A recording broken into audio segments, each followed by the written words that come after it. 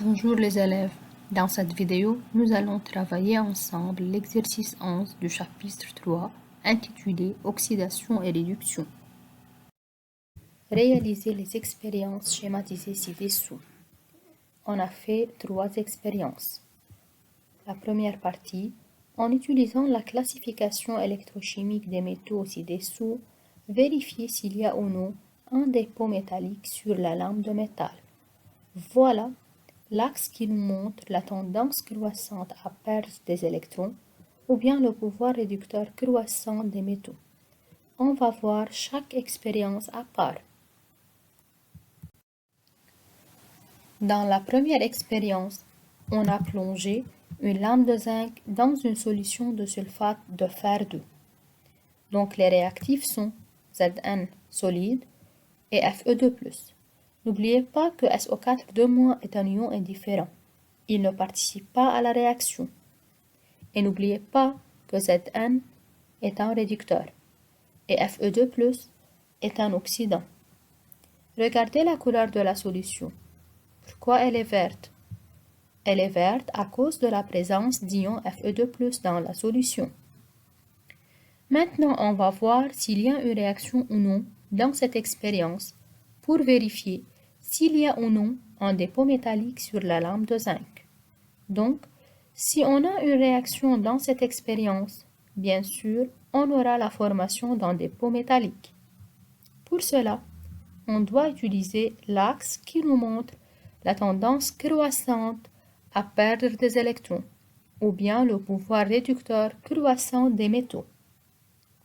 Dans cette expérience, on fait une comparaison entre les deux métaux, Zn et Fe.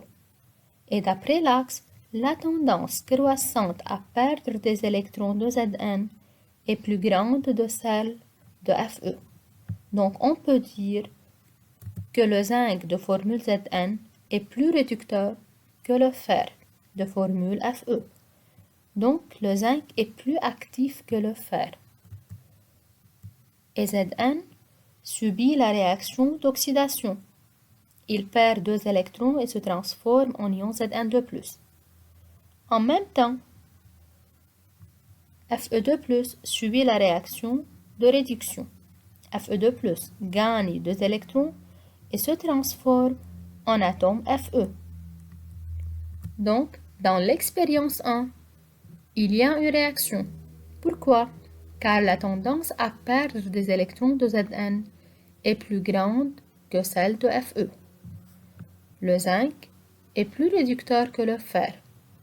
Donc le zinc subit la réaction d'oxydation, perd 2 électrons et se transforme en ion Zn2+. En même temps, Fe2+ subit la réaction de réduction, gagne 2 électrons et se transforme en atome Fe.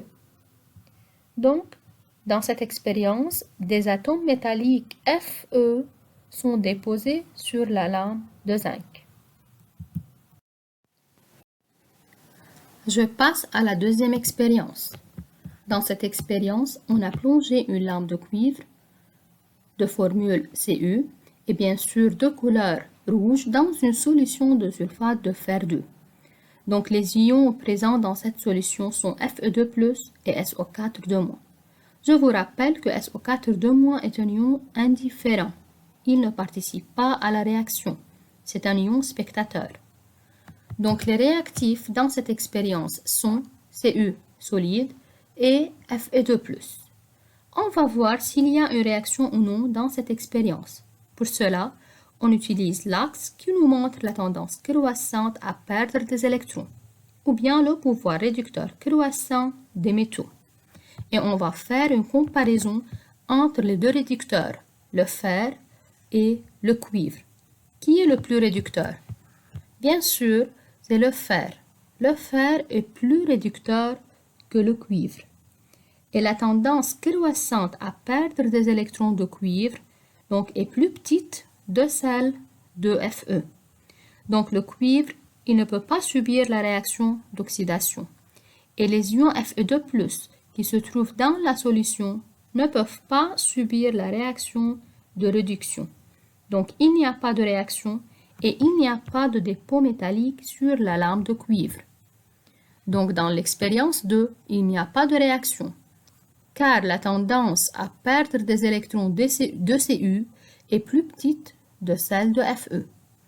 Donc il n'y a pas de dépôt métallique sur la lame de cuivre. Dans la troisième expérience, on a plongé une lame d'aluminium dans une solution de chlorure d'étain. Les ions présents dans cette solution sont Sn2+, et Cl-. Donc les réactifs sont Al, solide, et Sn2+. Cl- est un ion indifférent. Il ne participe pas à la réaction. Je vous rappelle que Al est un réducteur et Sn2+ est un oxydant. Donc on va voir s'il y a une réaction ou non dans cette expérience pour vérifier s'il y a ou non un dépôt métallique solide sur la lame d'aluminium.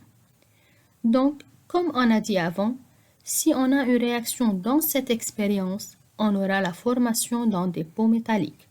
Pour cela, n'oubliez pas d'utiliser l'axe qui nous montre la tendance croissante à perdre des électrons, ou bien le pouvoir réducteur croissant. Pouvoir réducteur croissant, bien sûr, des métaux, et non pas des ions. Dans cette expérience, on fait une comparaison entre les deux métaux, Al et Sn. Regardez bien l'axe, vous remarquez que la tendance croissante à perdre des électrons de Al est plus grande de celle de Sn. Donc, on peut dire que l'aluminium est plus réducteur que l'étain. Donc, l'aluminium de formule Al est plus actif que l'étain de formule Sn. L'aluminium, il peut subir la réaction d'oxydation. Il perd 3 électrons et se transforme en ion Al3+. Et en même temps, Sn2+, il subit la réaction de réduction. Sn2+, peut gagner 2 électrons et se transforme en atome Sn. Donc, dans l'expérience 3, il y a une réaction, car la tendance à perdre des électrons de Al est plus grande de celle de Sn. L'aluminium est un réducteur. Il est plus réducteur que l'étain. Al, il subit la réaction d'oxydation, perd 3 électrons et se transforme en ion Al3+. De même, Sn2+, qui est un oxydant, subit la réaction de réduction. Donc Sn2+ gagne 2 électrons et se transforme en atome Sn, qui s'accroche sur la lame d'aluminium.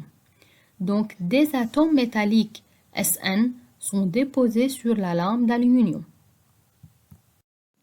La deuxième partie, écrire l'équation bilan non équilibrée de la réaction chimique, traduisant le dépôt métallique dans chaque cas où il y a réaction. On a vu dans la première expérience qu'on a plongé une lame de zinc dans une solution de sulfate de fer 2. Et dans cette expérience, on a une réaction chimique. Et les réactifs sont, comme on a dit avant, Zn solide et Fe2+. Donc, Zn subit la réaction d'oxydation et se transforme en ion Zn2+.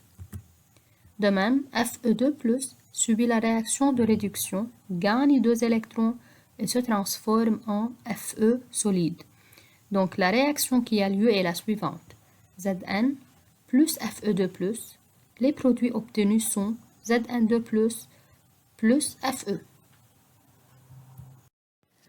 Dans la troisième expérience, on a plongé une lame d'aluminium dans une solution qui contient les ions Sn2+, et Cl-. Donc, comme on a dit avant, les réactifs sont Al solide, qui est un réducteur, et Sn2+, qui est un oxydant. N'oubliez pas que Cl- est un ion spectateur. Il ne participe pas à la réaction. Donc, les réactifs sont Al et Sn2+. On a dit que l'aluminium subit la réaction d'oxydation. Il perd 3 électrons et se transforme en ion Al3+. Et Sn2+, il subit la réaction de réduction. Il gagne 2 électrons et se transforme en Sn solide. Donc la réaction qui a lieu est la suivante. Al plus SN2+, les produits sont Al3+, et SN. Et c'est tout pour aujourd'hui. Merci pour votre attention et à bientôt.